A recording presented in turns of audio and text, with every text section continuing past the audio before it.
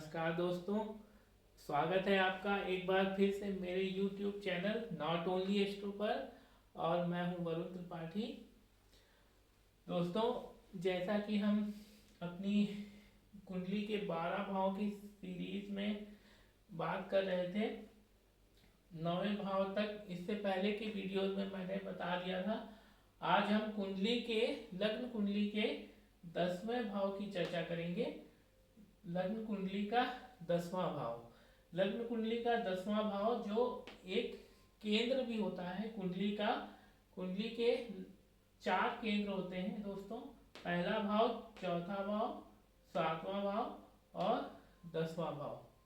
ये 4 केंद्रों में से एक बहुत ही महत्वपूर्ण केंद्र भाव है 10वां भाव। तो इसका उपनाम जैसा कि हम देख सकते हैं, कर्म भाव के नाम से इसको जाना जाता है। और ये हमारे कर्मों के बारे में बताता है, हमारे कार्य क्षेत्र के बारे में भी बताता है। अगर कारक ग्रह देखें तो क्योंकि ये 10वां भाव राजा से संबंधित होता है, और या फिर यूं कहें कि जो राजकीय जितनी भी राजनैतिक राजनीति या राजा सरकार से संबंधित जितनी भी चीजें होती हैं उससे 10वां भाव संबंधित होता है। तो इसीलिए यहाँ का कारक ग्रह सूर्य माना जाता है, मंगल माना जाता है और शनि माना जाता है। सूर्य, क्योंकि सूर्य को राजा का प्रतिनिधि कहा जाता है, मतलब कि प्रतिनिधि नहीं कहेंगे, मतलब प्रतीक कहेंगे। सूर्य ग्रह क्योंकि एक ग्रहों में अपने आप में राजा माना जाता है ज्योतिष में, तो यहाँ का ये क्योंकि राजकीय जितनी भी चीजें होती हैं राजनीति से संबंधित या राजा से संबंधित, सरकार से संबंधित जितनी चीजें होती हैं उसके लिए सूर्य भी उत्तरदायी होता है और 10वां भाव भी। और क्योंकि ये कर्म क्षेत्र से कार्य क्षेत्र से संबंधित होता है इसलिए मंगल भी यहाँ का कारक बनेगा। और क्योंकि राजा का सेना काम कौन करता है, राजा का काम सेनापति करता है, और मंगल क्या है, मंगल सेनापति है। ठीक है दोस्तों। और ये 10वां भाव कर्म से संबंधित है, और कर्म की प्रधानता जहाँ पर है तो वहाँ पर शनि ग्रह सबसे ज्यादा प्रभाव में आ जाते हैं। शनि महाराज सबसे ज्यादा प्रभाव रखते हैं कर्म पर, तो इसीलिए शनि ग्रह को भी 10वें भाव का कारक माना जाता है। ठीक है दोस्तों। और अगर हम काल पुरुष की कुंडली की बात करें तो इस 10वें भाव में मकर राशि पड़ेगी जिसका स्वामी शनि होता है। तो शनि यहाँ के नैसर्गिक कारक हो गए। देखते हैं, यहाँ से देखते हैं, यहाँ पर काल पुरुष की कुंडली मतलब 1 नंबर राशि लग्न स्थान में पहले भाव में, यहाँ से शुरू करेंगे। अगर मेष राशि यहाँ पे है 1 नंबर, तो यहाँ 2, यहाँ 3, यहाँ 4, यहाँ 5, यहाँ 6, यहाँ 7, 8, 9, 10 नंबर राशि यहाँ पड़ेगी, मतलब मकर राशि आएगी। और मकर राशि का स्वामी दोस्तों शनि देव बनते हैं। आगे देखते हैं यहाँ के कारकत्व क्या क्या होते हैं, क्या क्या चीजें देखी जाती हैं। 10वें भाव से कर्म, हमारा कर्म देखे जाते हैं।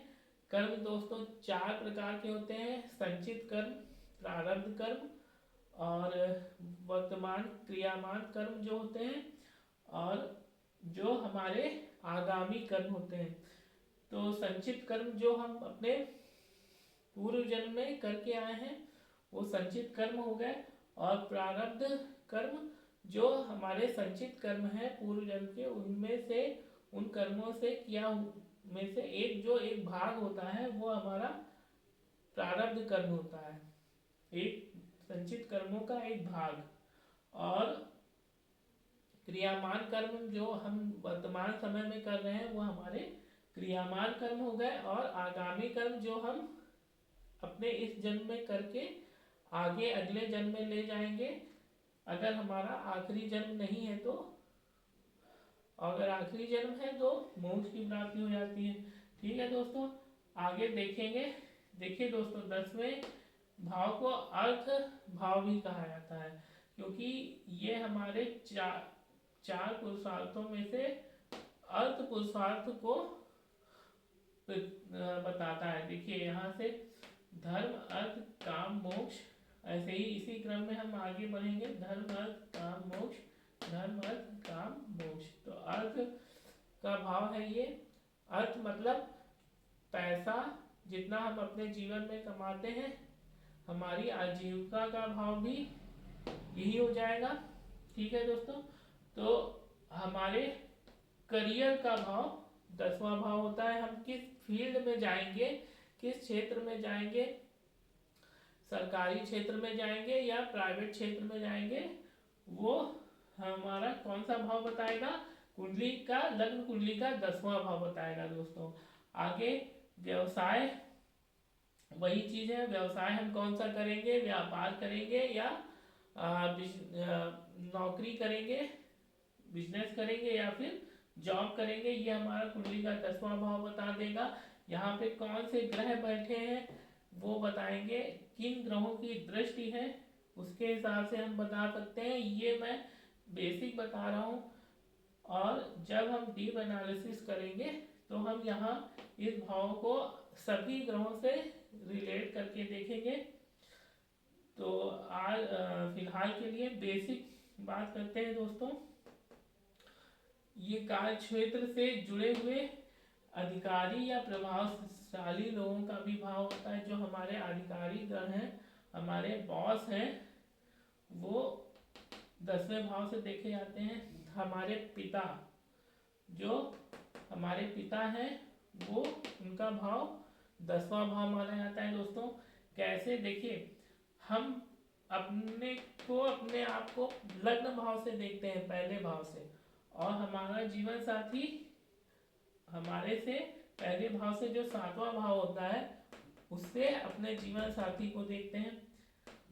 तो माता का भाव 4था भाव होता है, और माता के जीवन साथी माता के भाव से 7वां, 1 2 3 4 5 6 7।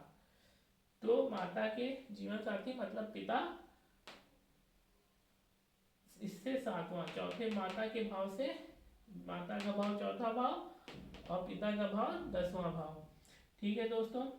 यहाँ पर वैदिक ज्योतिष में जो ऋषि पराशर लिखते हैं वो 9वें भाव को भी पिता, वैदिक ज्योतिष में जैसे ऋषि पराशर हैं हमारे, वो 9वें भाव को पिता का भाव मानकर चलते हैं। ठीक है दोस्तों। आगे राजकीय पद देखे जाते हैं 10वें भाव से।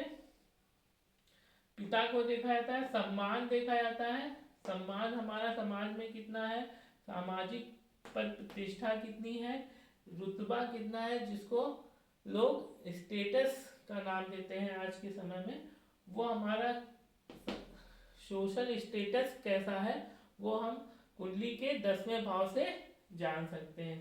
राजनीतिक पद, राजनीति में जो कोई, जैसे कोई मंत्री हुआ, कोई नेता विधायक हुआ, वो अपनी कुंडली अगर विश्लेषण करवाए तो उसका 10वां भाव मजबूत निकलेगा दोस्तों। तो राजनीतिक पद या राजनीति से संबंधित चीजें देखनी है तो भी कुंडली का 10वां भाव देखा जाता है। राजकीय पद मतलब सरकारी पद, सरकारी नौकरी, स्थानांतरण, सरकारी नौकरी में जो ट्रांसफर्स होते हैं, सरकार से संबंधित जो भी लाभ हमको प्राप्त होते हैं, वो अगर हमको देखने हैं तो हमें अपनी कुंडली का 10वां भाव देखना पड़ेगा। हमें कितनी सफलता मिलेगी, सफलताएं कितनी मिलेंगी, कुंडली का 10वां भाव बता देगा। और आजीविका हमारी क्या होगी, वो कुंडली का 10वां भाव बता देगा। दोस्तों देखिए, आजकल के जो युवा लोग हैं, यूथ है जो आज का, वो बहुत ज़्यादा परेशान है अपने करियर को लेकर। अब किस फील्ड में नौकरी करेंगे, गवर्नमेंट जॉब मिलेगी कि नहीं मिलेगी, प्राइवेट सेक्टर में कैसा काम करेंगे, प्रोग्रेस होगी कि नहीं होगी, इसके लिए कुंडली का 10वां भाव बहुत इम्पोर्टेंट है। कुंडली के 10वां भाव अगर हम एनालाइज कर लेते हैं, उसके उसमें शुभ ग्रह है या अशुभ ग्रह है। अशुभ ग्रह भी यहाँ पर अच्छा फल देते हैं दोस्तों, जैसे सूर्य मंगल अशुभ या पापी ग्रह, सूर्य मंगल शनि राहु केतु। राहु केतु कुछ थोड़ा नकारात्मक देते हैं, लेकिन बाकी जो पापी ग्रह हैं वो शुभ फल देते हैं। इसके बाद दोस्तों हमें ये याद रखना चाहिए कि अगर हमको अपना फील्ड देखना है कि हम किस करियर में जाएंगे, तो हमको 10वां भाव देखना पड़ेगा और छठा भाव देखना पड़ेगा, क्योंकि छठा भाव जो होता है वो कंपटीशन का होता है। आज के जो युवा लोग हैं वो बहुत ज़्यादा कंपटीशन फेस करते हैं, तो अपने छठे भाव को मजबूत करिए। मैं अपील करना चाहूँगा उन लोगों से जो कंपटीशन की तैयारी कर रहे हैं, अपने छठे भाव को मजबूत करें। ये भाव सेवा का भाव होता है, प्रतिद्वंदिता का भाव होता है। ठीक है दोस्तों, ये भाव अगर इसका स्वामी, छठे भाव का स्वामी ग्रह और 10वें भाव का स्वामी ग्रह एक साथ युति बनाकर 10वें भाव में बैठ जाए या छठे भाव में बैठ जाए, आपको 100% सरकारी नौकरी मिलेगी, कोई रोक नहीं सकता। ठीक है दोस्तों, आगे देखते हैं। आत्मसम्मान, गरिमा, नैतिक जिम्मेदारी, स्थायित्व, ये सब चीजें कुंडली के 10वें भाव से देखते हैं।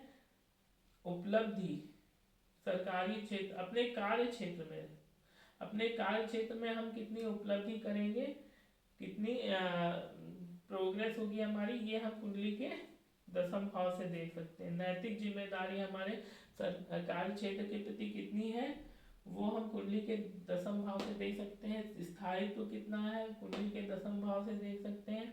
आत्मसम्मान, गरिमा, सोशल स्टेटस और अपने अपने खुद का आत्मसम्मान, ये भी हम सब कुंडली के 10वें भाव से देख सकते हैं। पिता की आर्थिक स्थिति वैदिक ज्योतिष के अनुसार, देखिए दोस्तों अभी मैंने बताया वैदिक ज्योतिष में पिता के भाव को 9वें भाव के संज्ञा दी जाती है। पिछले वीडियो में मैंने वैदिक ज्योतिष के हिसाब से 9वां भाव पिता का भाव बताया था।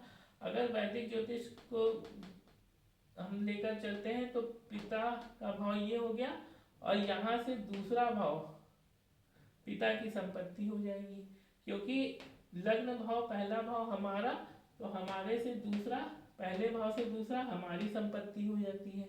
तो ये पिता का भाव अगर माने तो यहाँ से दूसरा ये पिता की आर्थिक स्थिति या संपत्ति हो जाएगी। ठीक है दोस्तों, वैदिक ज्योतिष के अनुसार ये हो जाएगी पिता की आर्थिक स्थिति। लेकिन जो अगर हम माता का भाव चौथा भाव मानते हैं, तो तार्किक दृष्टि से माता से 7वां भाव, माता के जीवन साथी अर्थात हमारे पिता का भाव 10वां भाव होना चाहिए। ठीक है, और आगे अगर हम बात करें जीवन साथी के सुख संपत्ति, अचल संपत्ति का भाव, देखिए हमारे से हमारा भाव, हमारा लग्न या पहला भाव, तो हमारे सुख संपत्ति क्या होगी, चौथा भाव को सुख संपत्ति से जोड़ा जाता है या अचल संपत्ति से जोड़ा जाता है। तो हमारे से पहले से चौथा, अगर 7वां हमारे जीवन साथी का भाव है तो यहाँ से चौथा देख लेंगे, 1 2 3 4, तो ये 10वां भाव जो आ रहा है 7वें से चौथा, ये हमारे जीवन साथी की सुख संपत्ति, अचल संपत्ति हो जाएगी। और चौथा भाव हमारी पारिवारिक स्थिति, हमारा परिवार, तो 7वें से चौथा मतलब ये जीवन साथी का भाव है, तो जीवन साथी की पारिवारिक स्थिति और उनका परिवार, सास, हमारी सास, देखिए हमारी माता, हमारा भाव पहला भाव है तो हमारी माता हमारा चौथा भाव हो गया। अगर जीवन साथी की माता देखेंगे मतलब अपनी सास देखेंगे तो 7वें से चौथा मतलब 10वां भाव हो जाएगा। ठीक है दोस्तों, आगे देखेंगे ससुराल पक्ष से संवाद। देखिए हम अपना संवाद देखें, अपना संचार कौशल देखें, कम्युनिकेशन स्किल देखें, तो वो हम तीसरे भाव से देखेंगे।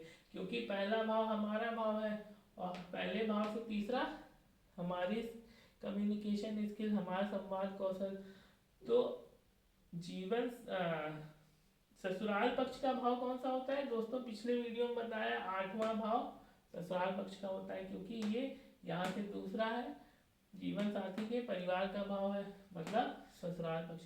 तो यहाँ से तीसरा 1 2 3 ये ससुराल पक्ष से संवाद का भाव हो जाएगा 10वां।